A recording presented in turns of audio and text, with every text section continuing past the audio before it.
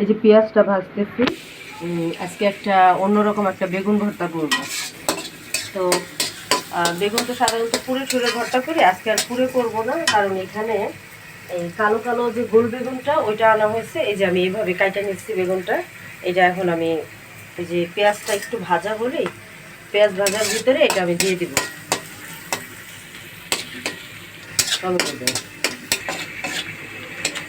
এই যে পেঁয়াজটা ভাজা হয়ে গেছে, প্রায় 80% ভাজা হয়েছে। এখন আমি বেগুনটা এই পেঁয়াজ আর তেলের মধ্যে দিয়ে দিলাম। এটা একটু নেড়ে চেড়ে মিক্স করে নিচ্ছি। একটুখানি এটা নেড়ে চেড়ে তেলের সাথে একটু মিক্স করে নিলাম। আজকে আমি ভাজা বেগুন ভর্তা এটা করব আর কি। আর এখানে এই যে সামান্য একটু হলুদ দিয়ে দিচ্ছি, বেশি না, খুবই সামান্য। আর এই যে স্বাদ মতো দিয়ে দিব হচ্ছে লবণটা। এটা দিয়ে এখন আমি বেগুনটা ভাজবো।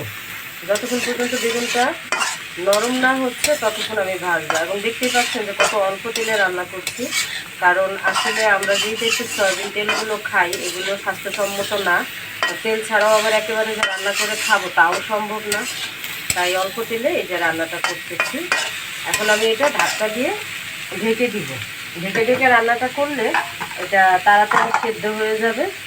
আমি এটা এই যে ঢেকে দিলাম। আর এই যে এখানে আমি একটা মশলা রেডি করে নিছি। এই যে 2টা শুকনো মরিচ ভাজছি, একটু সরিষা, এই যে একটু সরিষা ভেজে নিছি, একটু রসুন, একটু কাঁচামরিচ। এখন আমি ভাজা মশলাটা আমি একটু পাটায় বাটবো। আর যখন আমার ওই বেগুনটা হয়ে যাবে তখন নামানোর আগে আমি এটা দিয়ে একটু মিশিয়ে নেব। তো আসেন মশলাটা বাটি শুরু করছি। এই যে এখানে আমি পাটায় মশলাগুলি দিয়ে দিচ্ছি, দিয়ে আমি এটা একসাথেই বাইটা নিব।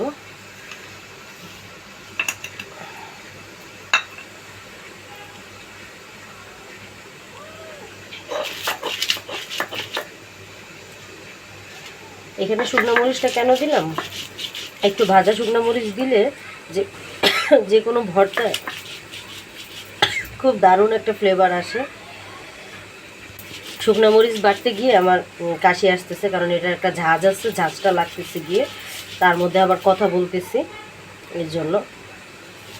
তো খুবই সিম্পল একটা ভর্তা, কিন্তু একটু ইউনিক, অন্যরকম। এভাবে বেগুন ভর্তা করে দেখবেন, আশা করি খারাপ লাগবে না, ভালোই লাগবে। এখনও খাই নাই, খাওয়ার পরে বলতে পারবো কেমন লাগতেছে। একদম মিহিন করে বাইটা নিচ্ছি, কারণ এটা একদম মিহিন হইতে হবে, তাহলে এটার যে আসল স্বাদ সেটা আসবে আর কি। এই যে এটা বাটা হয়ে গেছে, এটা আমার রেডি। এখন আমি পাটাটা পরিষ্কার করে উঠাই ফেলবো। এই যে পাটাটা ধুয়ে পাটাটা উঠায় রাখি, আমার বাটাবাটির কাজ হয়েছে। এই যে এটা ঢাইকা দিয়ে গেছিলাম, এখন একটু নাড়া দিই, দেখি কতটা। হ্যাঁ, প্রায় অনেকটাই মজে আসছে। এটা আরও মজবে, মানে আরও ভাজা ভাজা হবে। এটা এখন আস্তে আস্তে দেখা যাচ্ছে, এটা তো আর আস্তে রাখবো না, এটা ভর্তা করে ফেলবো। এটা হচ্ছে বেগুনের ভর্তা রেসিপি, একটা ইউনিক রেসিপি। আপনারা এইভাবে করবেন, করে খেয়ে দেখবেন। দেখা যায় বাসায় অনেক সময় এরকম চিকন চিকন কালো বেগুনগুলো থাকে, ওগুলো দিয়ে এটা করা যায়, ভালো লাগে। আরও সময়ের জন্য এটা ঢেকে দিলাম। হয়ে গেছে এটা, এখন আমি একদম চাইপা চাইপা ভাঙিয়ে দিব। আর এই যে মশলাটা বাইটা রাখছিলাম ওইটা আমি দিয়ে দিলাম।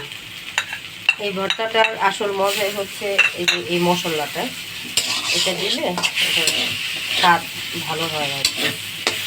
এটা আমি এখন বেশিক্ষণ ইয়ে করবো না, অল্প সময় শুধু করে নামাই নেব। অল্প তেলে রান্না করতে গেলে চুলার আঁচটা একটু কমায় রান্না করলে ভালোই রান্না করা যায়। আর চুলার আঁচ বাড়ায় একটু বেশি, যদি সময় তাড়াতাড়ি করে রান্না করতে হয় তাহলে তেল একটু বেশি লাগে। আর এমনিতে তেল তেমন একটা ভালো না, তেল ছাড়া রান্নাও হয় না, না পারতে খাওয়া লাগে। যার কারণে অল্প তেলে এইভাবে করে রান্নাটা করলাম।